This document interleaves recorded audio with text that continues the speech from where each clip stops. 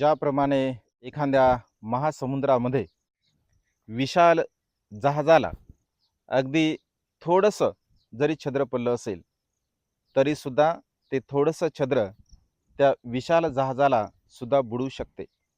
अगदी तशाच प्रकारे मनुष्याच्या चित्तामध्ये अगदी थोडासा जरी क्लेश असेल, अकुशल विचाराचा अंश अगदी मनुष्याच्या जीवनामध्ये थोडासा जरी असेल तरी सुद्धा मनुष्याची अधोगती होऊ शकते.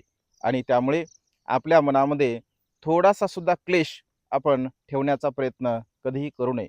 त्या पूर्णपणे क्लेशाला आपण नष्ट केलं पाहिजे. आपल्या जीवनाला परिशुद्ध केलं पाहिजे, निर्मळ केलं पाहिजे. जो मनुष्य आपल्या जीवनाला परिशुद्ध करतो, निर्मळ करतो, आपल्या सर्व दोषाला नष्ट करत असतो, तो मनुष्य या संसारामध्ये अजरामर होत असतो. आणि त्यामुळे आपल्या दोषाला आपण नष्ट करण्याचा प्रयत्न करावा. नमो बुद्धाय. जय भीम.